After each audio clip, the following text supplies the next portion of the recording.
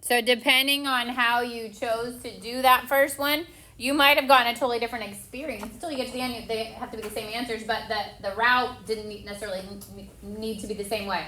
So I ended up grabbing 1 and 3 just because all the y's had the same value at the front but opposite signs, so I didn't have to multiply anything. So I grabbed 1 and 3, and when I did, both the x's and the y's canceled out, which means you can solve for a variable, which can totally happen. It happens. You cancel it out, I get a variable. I then still have to make sure I include 2 in something. So I grabbed 2 because I hadn't used it the first time, and then I grabbed 3 because the 5y and the negative 5y already had opposite signs. I add those together and I get 5x plus 3z equals negative 1. So instead of having a new 1 and a new 2, I really only have just a new 2, and I solve for z. So it's like a triangle system. I can take that z, plug it into the new one, get x, take the x and the z, plug it into the initial one, and I got -2, -3, and 3. If you picked a different route, maybe you got a new 1 and a new 2, which is fine. And it's also fine for this to have happened. It can happen. All right, then we got to the decomposition ones. So this is that first one, the one on the left here. This is where this should get separated. There, okay.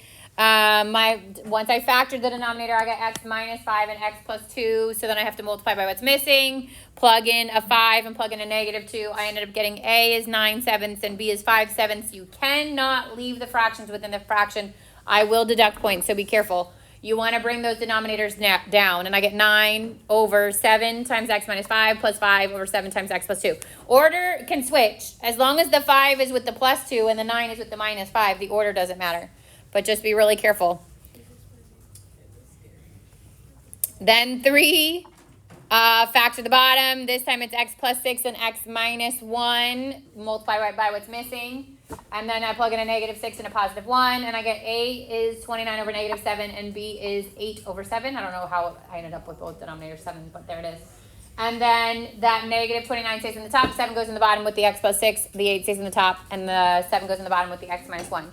Now this is probably one of the most commonly mixed up when you factor, people tend to do x minus 3 and x minus 2 or x plus 3 and x minus 2, which is wrong. But let's say you did that. Let's say you gave it the wrong denominator here or factored denominator.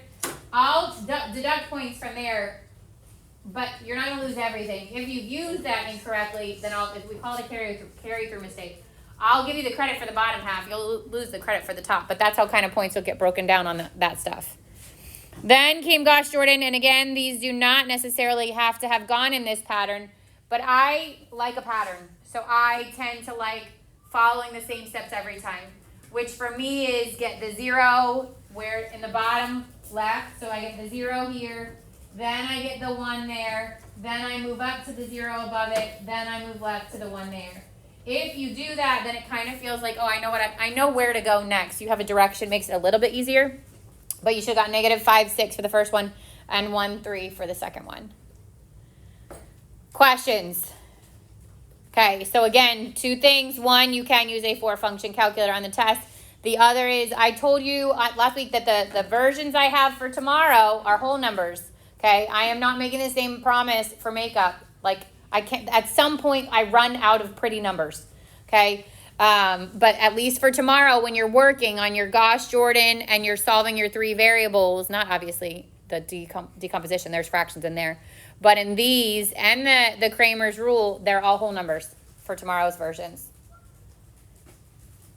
So 130 says, find the inverse of the matrix if it exists. So first thing I'm going to do is the determinant, 3 times -3 minus 2 times a -5, and I get -9 minus a -10 becomes +10, and I get 1.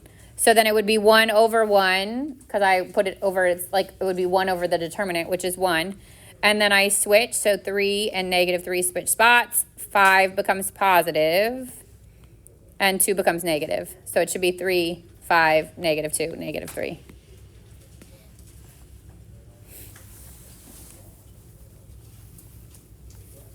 Other questions from this page? All right, questions from page 2. Oh, you had a question? So Kramer's rule for a two variable one, I'm going to write out 5, negative 2, 6, negative 11, 3, and negative 23. And then I find D first. So D is 5, negative 2, negative 11, 3. Well, that's the determinant. D of X, I take out the X's and put in the constants. And D of Y, I take out the Y's and put in the constants. So 15 minus 22 is negative 7. That's D. 18 minus 46. So negative 32. No, 36. 8. 28. D of X. Negative 28. And negative 23 times 5. You're right back there. Minus a negative 66. Negative 49. And then your X is your D of X over D. Negative 28 over negative 7, which is 4. Your Y is your D of Y over D. Negative 49 over negative 7, which is 7. No. 2 variable on the Gauss Jordan and 2 variable on the Kramer's rule. Your 3 variable is like the one where you can get a new 1, a new 2, find them from there. Yeah.